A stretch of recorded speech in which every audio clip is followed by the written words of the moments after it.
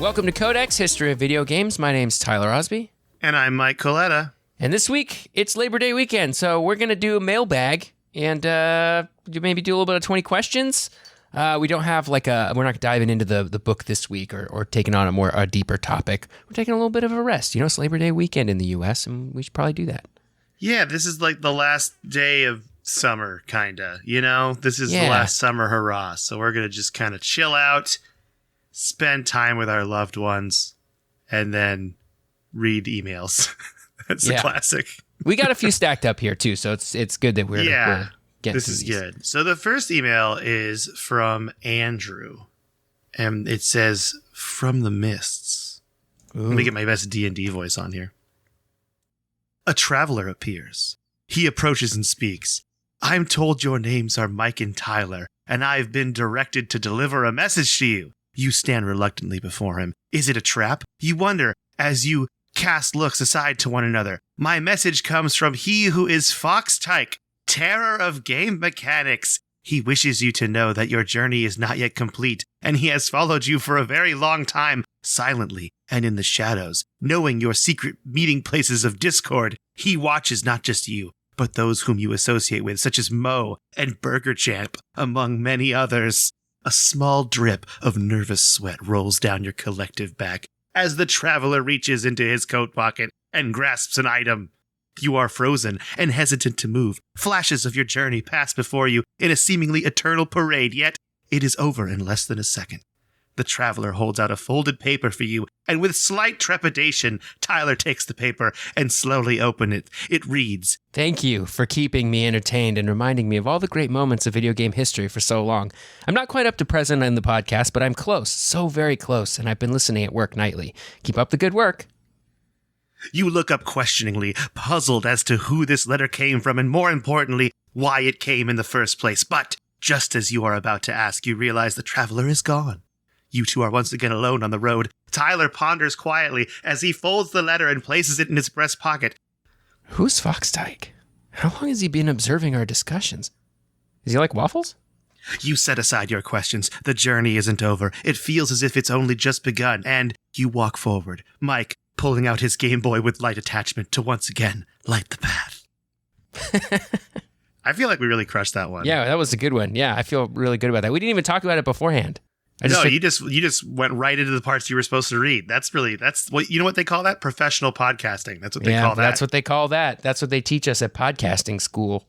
Thank you, Fox Tyke. Appreciate it.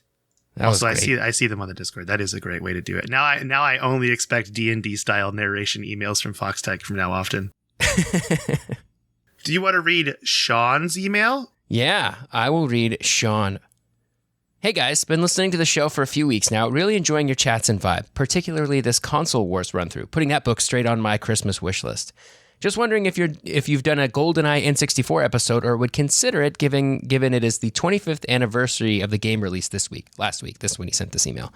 It remains my favorite game of all time, from single player to multiplayer, and I love the background development story of the ragtag bunch of programmers who had never worked on a game before, essentially redefining the game industry. Also, do you know any books similar to Console Wars but focused more on N64 versus PS1 versus Xbox? I think that is an era ripe for drama, even with the demise of Sega and the Dreamcast in the background there too. Again, the N64 era is a nostalgia-filled one for me. I'm in that age bracket for sure. Keep up the great work, and spider butts, whatever that means. Cheers, Sean from London, UK. Ooh, I would definitely want to do an episode on GoldenEye. 100%, because I spent so much time with that game too. I didn't play enough GoldenEye back in the day. See, I rarely had like four of us all together to play like a local game. I did it a couple times, don't get me wrong, but I was obsessed with the single player mode on that, which I don't know if people were as obsessed as I was. I think it was pretty good. I remember it being okay. Like that's really all I've played. Frigate. Oh, they're all so good. Because it kind of like took its own creative license with the story and like threw you in places that it wasn't like kind of like in between scenes in the movie, you know? Yeah. And I really liked it a lot. I thought it was really fun. Like, it plays the dam level, theoretically, before you do the bungee jump. So, I don't know if that's James Bond canon, but it should be, you know? I hope so. Yeah. The biggest, or the most time I've spent with a James Bond game was Nightfire on GameCube and also Xbox at my buddy's house. That is a great game. I love Nightfire. Not the PC version. That game is bad. It's a different game, and it's bad. You just realized we did episodes on James Bond games. That's true. We did. We did that. So we covered GoldenEye in that episode, but maybe it deserves a little more. I'll go back and I'll listen to the GoldenEye episode and see if we need to give it a little bit more love. That's how far we've gone with this podcast, is we forget what we've covered. That's where we're at right now. That's where the John Glames meme was born. That's right, because those James Bond series, when John Glames was like off-brand James Bond in the US. Yeah, John Glames. I love John Glames. As far as books, similar to Console Wars, but more focused on N64, PS1, and Xbox. Although I think the eras are getting. I feel like Xbox is pretty far removed, or it's further. It's after N64 versus PS1. I don't know if there are any books on that. That would be a good one to look up because I like that era also. I also really like the sixth generation. I think is GameCube, PS2, and Xbox. That's like when I came of age as a gamer, I guess, and was like really a gamer. But could also only afford one console, so the console wars was still very big in my head of like, which one's better, right? Yeah. We get this partially covered in Ultimate History of Video Games, so I don't know where Sean's listening, but if you get that book, there is a section that kind of covers this time period. So that's good. But it's not like Console Wars. So Console Wars is really good. I just love how that story is told. Yeah, it would be great to have a Console Wars style narrative with that, but I just wonder if there's as many juicy goss parts in it, you know? Oh, probably. Maybe even more. But you have to find a main character the way that Tom Kalinske is the main character of Console Wars. You have to find a main character and you have to not care about their personal life. That's right. You have to not care about their personal life. I do like that the story is told from Tom Kalinske's perspective, though. I think that's very cool. Yeah, that is really cool. Well, that's a great email. Thank you so much, Sean. That's great. Now, I am going to read this email from Joel from Texas. Joel from Texas says, "Howdy, Joel again. This time, no episode suggestions. I've already given plenty. I wouldn't call this a discussion, but I would like to hear what y'all have to say about what I am about to say. I do not like MMORPGs. I have tried several." Oh yeah, deep breath from Tyler. "The big ones being RuneScape, The Old Republic, Wizards 101, and my biggest enemy, The Elder Scrolls Online. I really want to get into them, mainly because I love character customization, and it is usually MMORPGs that have good character creation systems, but whenever I try to play one, I last maybe an hour before I call it quits. My biggest issues are the overwhelming UIs. There are a lot of stuff shown usually, and I can't handle it. Constant grind, which is why I can't get into Pokemon, and the only Pokemon game I've ever played in length is Sword, and I got my brother to grind for me for the last battle because I refused to waste my time doing that. And the rather boring combat that they usually have. My main example here is Elder Scrolls Online, which really disappointed me because I expected it to be just Elder Scrolls, but online. I imagined Skyrim, but I can get some friends and play alongside me. I do not like just pressing some button over and over with a little change to kill a bunch of random little monsters that I need to kill for some quest. All these games are charged with microtransactions. I don't got money to spend, man. I just want to play some fun games, man. Also, it takes a long time to get to anything fun. And if I don't enjoy that first hour, I am going to quit. Not even going to try. The closest I can get to enjoying an MMORPG is Warframe, which I am not sure that counts, since it is closer to Destiny than WoW. I did buy ESO because I want to give it a chance, because my main reason why I do not like that game is because it failed to meet expectations. I figure I might enjoy more since I am not expecting it to be something else. I already know what it is. Sadly, my SD card does not have enough space to download it on Steam and then download the extra data once I open the launcher, which is another thing I dislike about these sort of games. But I am sure I will find a way. Speaking of Elder Scrolls, I have become a fan of those games after I bought Oblivion like 2 years ago, and I am very excited to play Elder Scrolls 6. Even if we have to wait for after Starfield for it, my main suggestion for ES6 is co-op.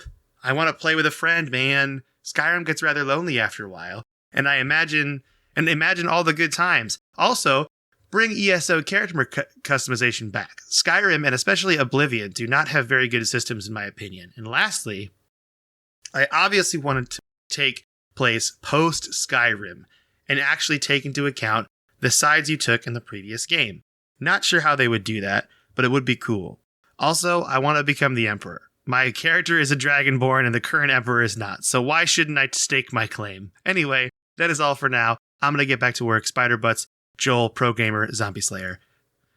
I actually, I am very much in agreement with Joel's points of why MMOs can be a bummer. Like those three big things he mentioned are big problems with most MMOs. I totally agree. Huge barrier to entry, especially even like my favorite MMO, Final Fantasy 14 of like traditional MMOs. That's my favorite. It's like a lot of story stuff if you don't pay to skip, which is a whole nother topic that I don't need to get started on. But it's like 200 to 300 hours of story. It's like several Final Fantasy games worth of story before you even get to the end game stuff. And it's not to say it's not fun along the way, but if you want to be doing the current content, it takes you a long time to get to the point where you can do that. That said, I do think when those kinds of games are difficult and require a lot of coordination with your parties, that's when they're really fun. I just think that's most of the game is not that, especially the like build up to those things, which is kind of a bummer. I feel bad for folks that churn out playing early on stuff like that, because it is kind of a slog and it's more like I get it, but I feel bad because that's not even the fun part of the game. Like when you get to the fun part, it's actually really fun, but like it just sucks that that's what it takes to get there in all these games, and I wish it didn't. Yeah, I totally agree. That's kind of why I stopped playing Final Fantasy 14, is I know you and our group of friends were all playing it, and I'm like, well, I'm going to try this out. And then I played probably like 6 hours of it, and I was like, this is going to take me till the end of time. Yeah. Like I should have been playing this like a year ago if I wanted to be able to play with you guys now. Well, if you had played it, if you kept playing it, you would be at the point where you could play it now with us. Yeah, see, but I don't have that kind of commitment because there's too many games. I get you. Yeah, there's too many games. I totally get it. I'm not knocking it. And if I were to start FF14 fresh now, I probably wouldn't get to the end game of it. I still haven't played Endwalker, and I'm like dreading it because I know I got to play through the story before I get to the raids and stuff, even though it's supposed to be very good. That's the other thing about FF14 in particular, is that the first, like the base game before you get to the first expansion, the story is not even good. It's just like pretty like generic. It's not very good. Once you get to the first expansion, it just gets better and better and better, and it's like really good now. But it's kind of a bummer that it's like even if you're there for the story, you're not even having a good time. Yeah, in regards to overwhelming UIs, I completely agree. Also, yes. Currencies. Oh, like Destiny's the thing, worst. Destiny is like, super guilty of this in WoW and all that stuff. There's just too many currencies to keep track of, and if you're starting the game, it just sounds super overwhelming, like you're saying, and it's like hard. So in a way, Joel, I completely agree with you. The only counter argument I would have is, and it's totally is that grind is just a matter of opinion, because some people love that. You know what I mean? Like some people want to play a game to grind. I am not one of those people, but I have friends that are. And so and that's where these games really shine, I think, for those types of people. Those kinds of games can be fun too if you've got like an audiobook or a good podcast you're listening to and you just want to like something that you don't have to think too hard about, but you can still watch numbers get bigger while you like consume some other form of media. I totally get that. Like sometimes when I'm playing the more mindless stuff in Destiny that I'm doing just to check the box, even though Destiny is fun inherently just because shooting aliens is just fun, I'll like listen to an audiobook or podcast or something while I'm doing the stuff that I don't need to pay close attention to. I really like that. I enjoy that. It's chill. It's kind of zen. And I think the other thing that people really love about MMOs that takes time to get into is building that sense of community of like the people that you play with and the friends that you're playing with. Not just friends like real life friends, but people you meet in the game and like form a guild and that kind of stuff. Like those are the social structures that keep people in and playing a lot. That if you don't have that, then you just feel like you're playing this game that is not particularly fun and doesn't have a particularly good story, but wants you to sink 1,000 hours into it before it gets fun. Yeah, 100%. I also agree regarding Elder Scrolls Online. I don't think you're the only one that thought it was going to be like Skyrim with people. I think a lot of people probably got Elder Scrolls that way. And yeah, it's not. I remember picking it up. I actually paid for it. This is back when you would buy the hard copy on Xbox. That's how long ago I played Elder Scrolls Online. And it has like wisps of Skyrim in it, like little hints, but it's definitely an MMO. It's like full on MMO, and it doesn't have that same kind of feeling. You do smash a button and you're like doing a skill. If you want to play like an action RPG, but an MMO. That's what Lost Ark is, right? That's Lost Ark has that kind of combat. And then also New Worlds to an extent, if you want to give that game that's potentially dead a chance. I don't know. I mean, they have a big update coming out, and I'm probably going to pick it up again just to try it out. But those two games had combat that was more Skyrim style, like action RPG is what you would say, instead of the press button use skill. They're still pretty grindy. I mean, all those kinds of games that want you to play for a long time end up having to be grindy because the only way to increase difficulty is to just give stuff more numbers, and so the only way to catch up is to give yourself more numbers, like more experience, more levels. Like it's just this sort of constant chase, which is why the harder content in those games tends to be actually really fun because it's not just a stat check. You know what I mean? It's about using your skills effectively in a way that you don't have to when you're killing spiders for their butts in the woods. You know, butts of the woods. Like, especially in WoW, when you see that you have like 40 different skills and you're like, I press the same one over and over again to kill these spiders for their butts. Why do I need 40 skills? When you get into raids, especially really difficult raids, you do need all those skills. Yeah, man, I can still remember playing as like a brewmaster monk on WoW with all of you, and I was tanking and I was trying to figure out like, when do I throw this keg? When do I do this? Like there's timing things there that I just didn't understand, and it takes a while to learn. And then when you get good at it, you feel really cool because you're like, I'm in the club, you know, I understand. It's fun. Yeah. What do you think about the ES6 stuff that he mentioned? I don't know. I don't want multiplayer in my Elder Scrolls, honestly. I kind of want it to be, it's a single player game to me. Unless you're specifically designing it for online like ESO, which I've never played. But like for my Elder Scrolls, like I don't want to play with someone else. I want it to be man, Skyrim was my podcast game for a long time, podcast and audiobook game for a long time. That is a great game for that. When you just feel like you're exploring, that's what Skyrim does for me. Is it's like I am alone in this wilderness and it's just me and I'm the hero now, you know? Yeah. But I get it if you want to share it with the fun. Yeah, they have a Skyrim co-op mod that just got kind of revamped and it does work. So that might be Joel's thing, you know? Yeah, maybe. They have a mod for it. I think it's only available on PC. I don't know if it's like supported on console. Because I know they have mods on consoles. Yeah, that's a good question. Probably not if I had to guess, but I don't know. Yeah, but if you have the Skyrim on PC, you can definitely play the co-op mod. I totally agree. I could see the benefit of it, but I do think, Tyler, I'm in agreement with you in that Elder Scrolls is a solo experience, and that's what it's built for. In regards to like making it so it took place post Skyrim and your decisions you made in Skyrim would change how the game ran, that sounds awesome, but also sounds like more work than anyone has time to do. You know what I mean? It also sounds like more of a sequel to Skyrim than it does a new Elder Scrolls game. Like when I hear new Elder Scrolls game, I think this is going to be in a new land. This is going to be a new storyline. It's going to be maybe even in a different time period. Like all those games are very disconnected. So if you want Skyrim 2, like I think it'd be cool if they made Skyrim 2, but I don't think Elder Scrolls 6 is Skyrim 2. Yeah, Skyrim. I mean, yeah, people would play Skyrim 2, but I agree with you in that sense as well. It's a very good point, Tyler. I wonder what they're going to do for the new Elder Scrolls, though, like where it's going to be. Yeah, I think it'd be fun. I'm ready to play a new Elder Scrolls game because I played Skyrim when it first came out, and that was over a decade ago now. And that game still feels new to me, so it makes me feel really old that that game's a decade old. Bethesda does a good job at making games that last forever as far as, you know, there's people that have been playing Skyrim for the whole 10 years and still play it and just are all about it. I guess it has been like they've been giving it some graphical updates. Like it's, if you play it now, like the latest version of it, it's still the same game, but it's like, it's not like you're playing the 360 version, you know? They have some sort of like premium version now with like fishing in it and stuff. They just put out like, it's not the Legendary Edition. They put out something else. Yeah, you're right. Yeah, because I had the Legendary Edition and they're like, no, there's another edition. And I'm like, oh, okay, this is fun. And I just turned my Xbox off and walked away. Yeah. Did they ever put out any expansions like they did for Oblivion? Had the Knights of the Nine expansion, the Shivering Isles expansion? Yeah, they did. They put out the one where you can go back to Solstheim, which was from Morrowind.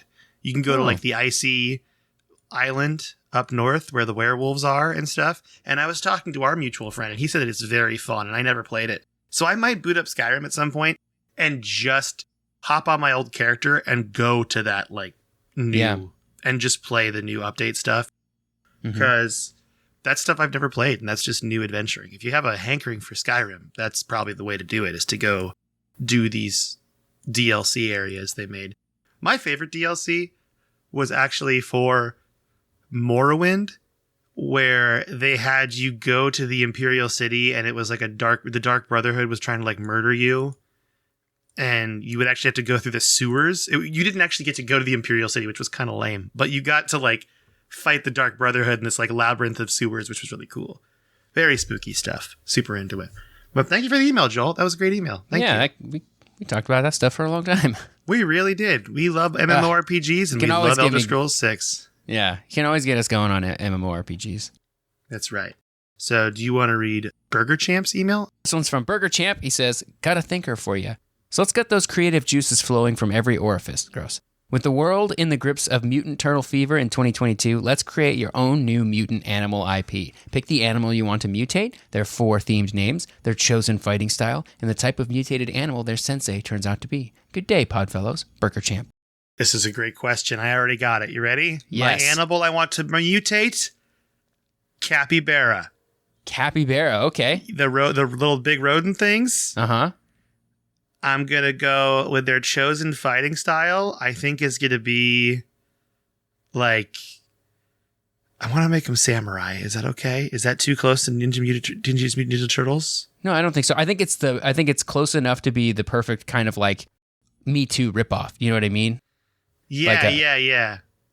You know, when something like that gets, like Battletoads, you know, when something gets popular and like somebody else is like, oh, me too, and they like rip it off with something like similar. I think Samurai's perfect for that. So my capybara that are samurai, their 4 themed names are Inky, Blinky, Pinky, and Sue from Miss Pac-Man. Just straight up a ripoff. And their mutated animal sensei, I'm going to go with a duck. I've been watching a lot of duck talk lately, like duck TikTok. Very cute. Ducks are hilarious. So their sensei is a duck that teaches these 4 capybara how to fight like samurai. And it'll be cool. I love it. I think I'm going to workshop the names. Yeah. That's what I need to workshop. That's my placeholder names for them. You know, if I was really prototyping this game. There's placeholders. But I'm going to have to work on that. And also, is the bad guy just Shredder, like a Shredder knockoff? The big bad? Yeah, I guess. They fight the Knee Clan instead of the Foot Clan. Just knees. all knee moves. What about you? Do you have one yet? In the amount of time you explained that, I came up with geckos, mutant geckos. That's good. Everyone loves geckos. Their fighting style is kickboxing. Oh, good. And their 4 themed names are, I'm going to go with film directors. So what do we got? Nolan. You're going to have to help me come up with some directors. Steven Spielberg. Yeah, Steven. Nolan, Steven. So it could be first or last name, but just one name. For Ron Howard. Yeah, and Guillermo del Toro. And Guillermo. Yeah, that's good. That's a good one. Because you need one that's like just a little, that's in theme, but like just far off. I love these kickboxing geckos. Also, you have a real thing here with the Geico crossover for promotional money. Oh, yeah. Okay, great. And then their sensei turns out to be a mutated hedgehog. Ooh. Not Sonic. But it's like sort of hinted that maybe it's Sonic. Like it's old Sonic, like old Logan from Wolverine. Yeah, or like how in Donkey Kong Country, it's like heavily hinted that Cranky Kong is the Donkey Kong from the original Donkey Kong games. Oh, but never like explicitly confirmed, I don't think. I love that. I love that a lot. Man, I like that. Who do you think would win in a fight? Your kickboxing geckos or my samurai capybara? Probably a samurai capybara because they have swords. That is true, but a good kickboxer could disarm them. So yeah, maybe. That's good though. This is a really good question, Burger Champ. Thank you. I really appreciate this. They fight the Elbow Clan. The Elbow Clan and the Knee Clan. not even trying. Film directors is a good one. I want to workshop my name right now. I want to change it. What if I did wizards? Like wizards from fiction. Oh, that's good. Yeah. So one of my capybaras is named Dumbledore. One of them's Radagast. We're going to go Saruman and we're going to go Gandalf. That's just the 4 of them. I mean, I know that's a lot more Lord of the Rings than people wanted, but it's been on my brain with the new Rings of Power show. I've been thinking a lot about Lord of the Rings lately. So I got to watch that. I hear it's really good. It is great. There are definitely some like canonical things that are making turbo nerds mad, but I'm okay with it once you realize they don't have all the rights to the Silmarillion. So I, as a non-Lord of the Rings nerd, I will not care at all. I didn't even know, and then my friend who don't get me wrong, I love him, and he's great, and I love that he's an encyclopedia. He's not even actually mad either. He's like, I'm still going to watch the show. There's just like some things with it where like, so the lead character, can I tell you some stuff about it? Is this spoilers? Sure. If I just tell you the synopsis? That's not a spoiler. Yeah, it's fine. It's just there's only been one episode anyway, right? Or 2 episodes? 2, yeah. So Galadriel is the main character of the show, like as in Cate Blanchett's character from the Lord of the Rings movies, right? Mm-hmm. And it's her in the Second Age. Apparently, she's supposed to be like married by the time this TV show starts. So it doesn't make sense that she's out being like a commander that's hunting Sauron. So it's like a weird thing, but well, yeah. That was like a one big gripe, and I'm like, okay, and I get it. And there's other things there too about like when the Maiar show up, which is the wizards and stuff. But yeah, it's a good show though. I rated it at 9 out of 10. That's what I rated it as. That's good. It's also okay to like, so what are they supposed to do? Be like, oh, she be married and therefore not doing this at all, so we shouldn't make the show? Like, you got a good story, you know? Exactly. And it's a really good story. And it's also, the production value is just nuts. Like, it's really good. Didn't they spend like $1 billion on the whole thing? Yeah, and it looks amazing. And you get to see all of these ancient Lord of the Rings civilizations at their peak. So you get to see really cool, like, dwarven cities and elvish cities. And they're even cool. Like, yeah, they're hinting at, like, going places outside of Middle-earth. So it's really cool. And I am super stoked about it. So I am very much all in on this show. If this is completely sidetracked, but if you have thoughts on Lord of the Rings, Rings of Power, just send us an email, okay? And I'll read it and I'll respond to you, and I'll love it. Well, thanks for listening to Codex History of Lord of the Rings. Do you want to read Bowser's email? Yeah, it's a very quick one here. Hey guys, it's Bowser. Me and some friends were talking and thought about how a history of racing games would be a good idea. Love the cast, Spider Butts, P.S., Legend of Dragoon and Legend of Legaia. We need it. Thank you, Bowser. I want to play those games at some point because I know they're like classic JRPGs that I just really don't know anything about. History of racing games, though, that sounds like a great idea. Yeah, totally. And I 100% agree that I also want to play those games. What our few critiques we've gotten for this podcast when we get like a review is that we cover games we haven't really played. And I really am trying to like take that to heart and play these games that I want to cover when we do our like solo episodes that are kind of our own research. Yeah. It's tough because if I were to play Legend of Legaia and complete it and Legend of Dragoon before we did an episode on it, I mean, that's probably 100 hours of gaming to beat both of those games. I don't know how long they are, but you know, if you want a podcast every week, I can't be putting 100 hours into video games on top of, you know, I have a job in a real life. Tyler took 5 days off his job and played nonstop Legend of Legaia for this podcast. Wish. Didn't sleep. He was like, I was with him. I was supporting him. I flew down to Los Angeles, and it was like the South Park scene with the bedpan, and he just did it. He just went for it. Yeah, Legend of Dragoon is 49 hours according to How Long to Beat. Legend of Legaia is 37 and a half. So, you know, not quite 100 hours total, but it's still quite a bit, though. You know, I can't even get through Witcher 3, so it's a lot. Yeah, you could make the argument that you don't have to complete the game, just play it enough to know. Yeah, to know the mechanics and stuff. But yeah. A history of racing games is a great idea. I could see us doing something kind of like we did with early fighting games, that episode I did a long time ago, with racing games, because knowing how they came to be would be pretty interesting, I think. Yeah. Before Gran Turismo and Forza and all the big ones. Need for Speed. Oh, gosh. Need for Speed games were great, though. Yeah. Love them. I want to play some more of those. Forza Horizon is supposed to be really good. Those like are the good. Series. Yeah, I played the not the newest one, but the one right before it. That one's pretty cool. Every time I read like the synopsis for a Need for Speed game, I haven't really played any of them, but I'm like, it always sounds so cool, like Need for Speed The Run, where it's like all the way, you know, like driving across the whole country. I'm like, that sounds super cool, but I just haven't played any of them. Yeah, me too. It's a genre that I don't really give as much love as I should, even though it's fun. You know, I'm just really bad at them too. You know, that's another thing is when you're when you're mad because bad and you don't play the game genre that much. That's me with racing games. Yeah, yeah. I'm also not very good at them. And I get kind of tired of them quickly because I don't care about like the tweaking of cars and stuff like that. Like some people really get into that and like really trying to get their best times, and like that's cool, but it's not something I'm into. So once I've sort of gotten my fill of the Mario Kart part of it, I'm kind of over it. Yeah, the game I played the most that was a racing game was Star Wars Episode 1 Racer on 64. That's the game I really got into. That was a cool racing game. And that it's really game cool. Is cool, yeah. You could tweak your pod racer. It was really great. You like change it and fight. And every time you beat Sebulba, you're just like, look at this idiot. You know, hate him. Just such a He's jerk. like the last boss, right? Yeah, you race him, I think, the whole time. Like, he's always in there. Because they always have, like, a set racers. But the farther along you get in these, like, racing series, the harder the AI gets, you know, and the better they get. And the more they cheat. The more they are some dirty, rotten, no good cheaters. Yep. Oh, I also loved Lego Racers. Did you play Lego Racers? That is a great game. You can build your own car. That was so cool. That was the game I rented from Blockbuster. Oh, rip Blockbuster, but not rip Lego Racers, because you're the best. Yeah, Lego Racers was great. All right, this email's from Martin.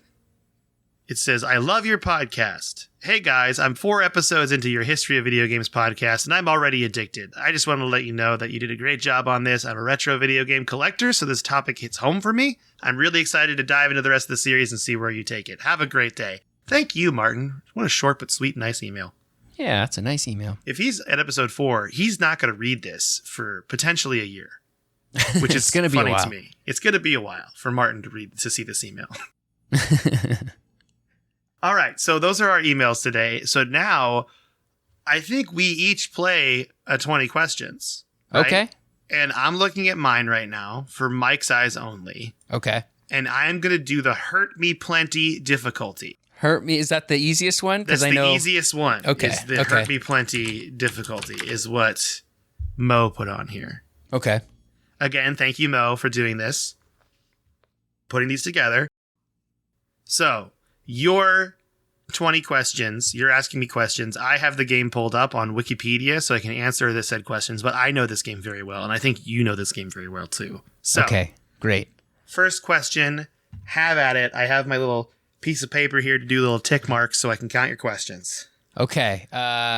Was it released after 2000? 2000 or later, I should say. Yes. Okay, good. Was it released 2010 or later? No. Okay, so we're in a 10-year time period here. 2005 or later? No.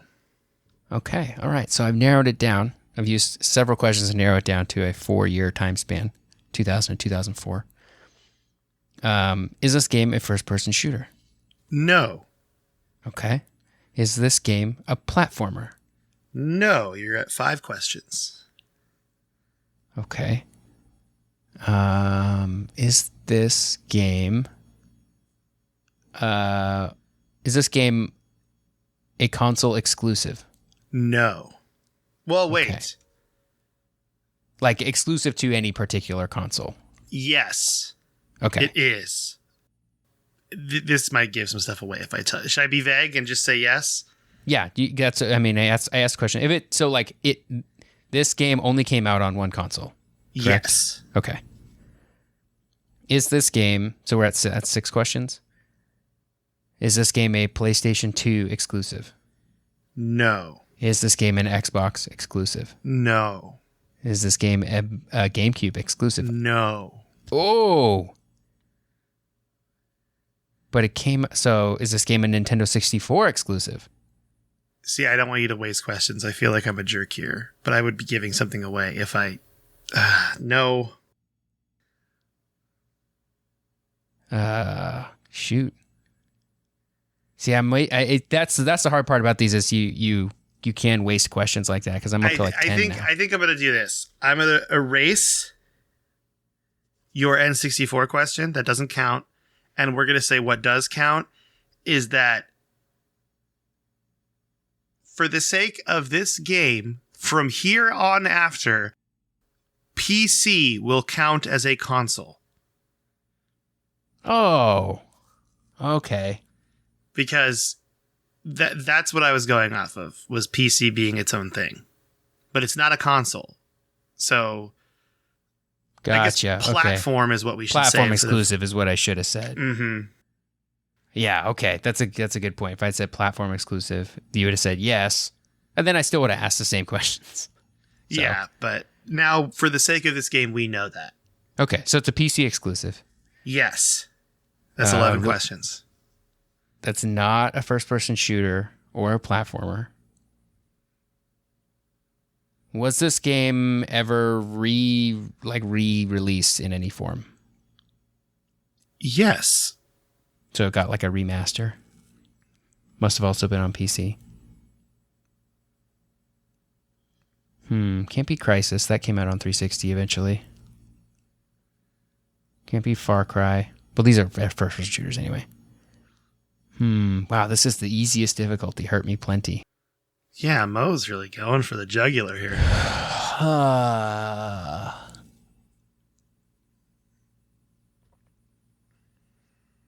You're at 12 questions, by the way, so you still have 8 questions left.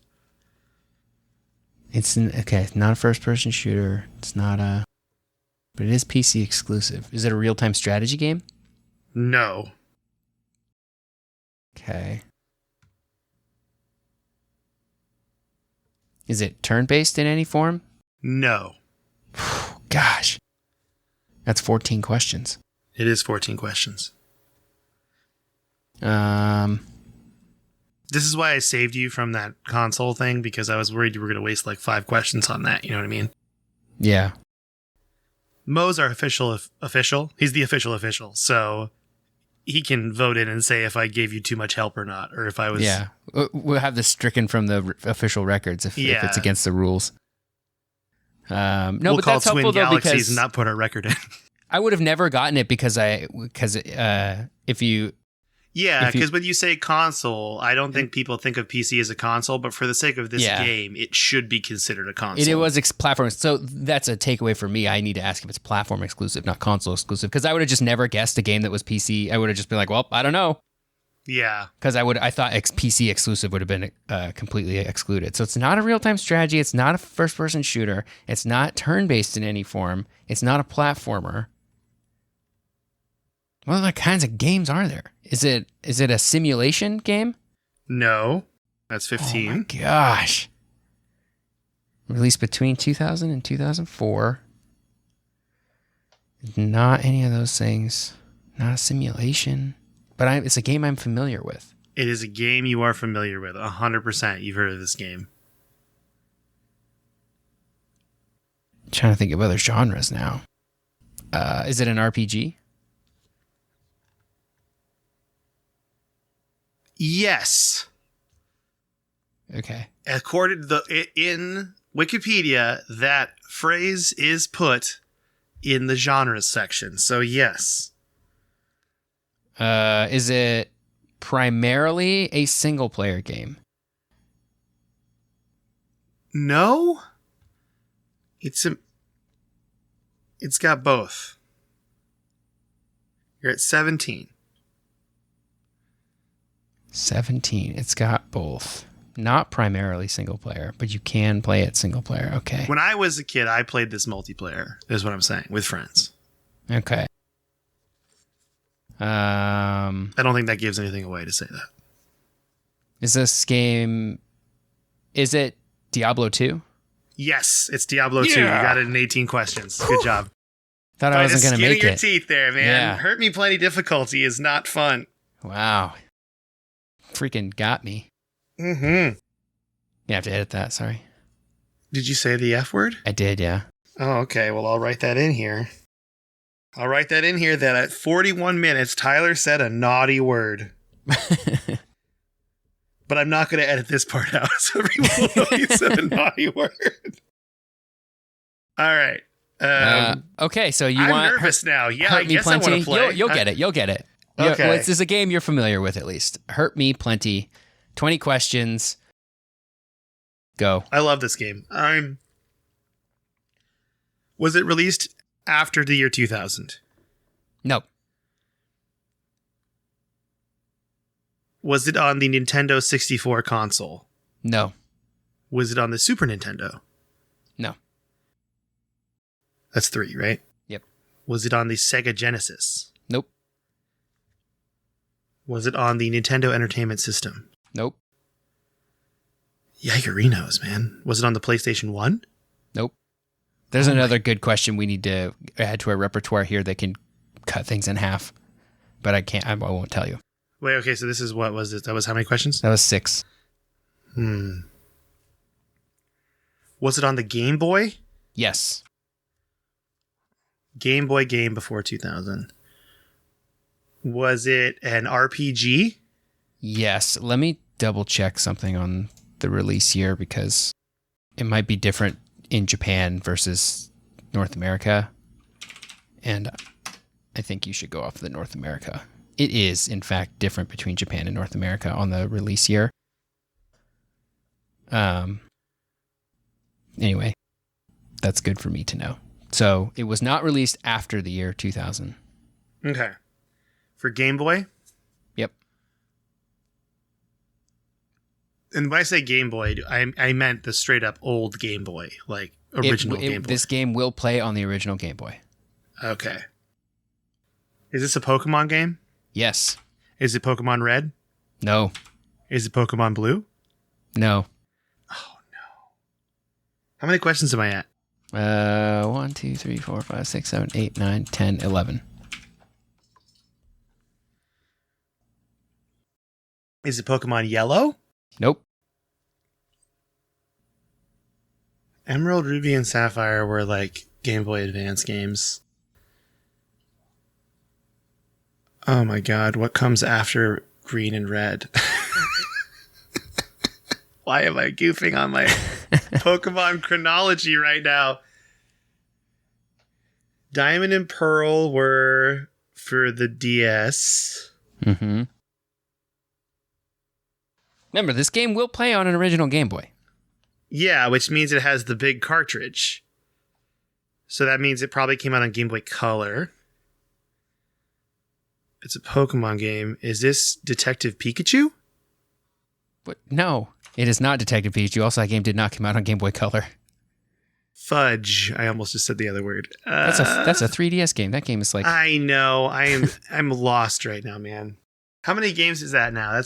How many questions is that now? That's 13. Oh my gosh. Before 2000. I should clarify. I will clarify again for you. Not after 2000. Before 2000. Yeah. Not after 2000. So it is the year 2000. Okay. Is it Pokemon Ruby? No. It's a Game Boy Advance game. Oh, gosh, dude. I'm going to lose this because I'm missing a generation in my head right now. Because I skipped a generation like playing them as a kid. And this is the one I skipped, I think.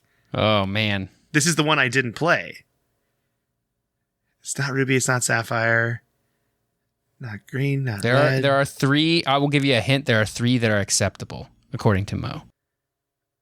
According to Mo? Yeah. Just because I know you're on the right track here. Pokemon Black and White is way later. Way later. Way later. Oh, I guess I shouldn't answer Diamond? that. Is it Pokemon Diamond? No, it's not Pokemon Diamond. That's way later too? That's, yeah, not quite Black and White, but way later. Oh my gosh, That's a dude. DS game. This is embarrassing. It's so lame, and I'm not going to do it, obviously, because I could just straight up Google like Pokemon generations and find the right one. It's just... Oh, no. How many questions am I at? 15. I got to Pokemon so quick, too. Yep. There are people yelling at me Yes. in the chat Absolutely. right now because 100%. I just can't, because I'm brain farting this right now. I did a whole series on Pokemon. I covered these games. The best generation. I'm so sad this is your lost generation. It's the best one. Yeah, it's not Diamond. Pokemon Crystal? Yes, that is acceptable. Okay, thank God. Gold and silver and crystal. Gold and silver and crystal. I feel so stupid right now. I could only remember crystal. I couldn't remember gold and silver. I don't know what's wrong with me. I'm sorry. That's okay. listeners. Crystal is acceptable. See, the thing here is Mo put 1999 as the release year for this, and that's true in Japan, but in North America it was 2000. Oh my gosh! At least I got it. How many questions was that in? 16, I guess, counting the last one. So, yeah, these are tough ones, man. It's hard because you're obviously we're not cheating. We're not using the internet. We're not. Right. It's got to be off the dome. And yeah, I didn't play Gold and Silver as a kid. This is like the generation that I play missed. those. You should play the DS remakes, Heart Gold, Soul Silver. You should like boot that up in an emulator, and Dude, I should, because these are the games I missed. After buying the game, of course, and paying legally $100 for purchasing whatever the it is. game as a legal way of doing it. Mo, you got me. You got my missed generation that I didn't get to play as a kid. So. Dang. And that's hurt me plenty. Oh my gosh, I don't even want to know what the next difficulty's like. Well, I can look at yours. You can get these next two, but we'll do them later. You can definitely get these next two also, I think. These are really great, Mo. Thank you so much for these. Thank you, Mo. I am sorry, listeners, that I failed you with my Pokemon knowledge. You should all be mad at me right now. I mean, I still got it. You got it. It just took way too long. You just should have got it after you Pokemon said red, blue, green, yellow. Red, blue, and yellow, yeah.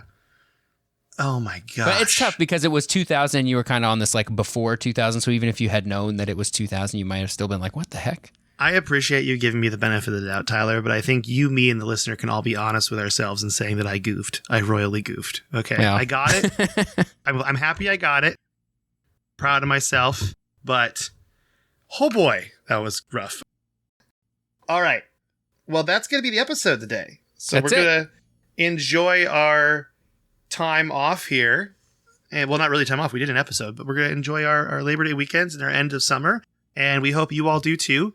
And enjoy it. Unless you're in the Southern Hemisphere, then you're going. It's winter, I guess. Yeah, it's winter. Winter has come. Or winter is ending. I think winter's ending. I think you're right. Yeah, winter's ending. Spring has come for you, which is beautiful. Go outside. Look at those beautiful trees near your house or something. But bring a Game Boy. Don't go alone. Yeah. It's dangerous to go it alone. Take this. If you live along the equator, it's just hot all the time, I think. So you can enjoy it too.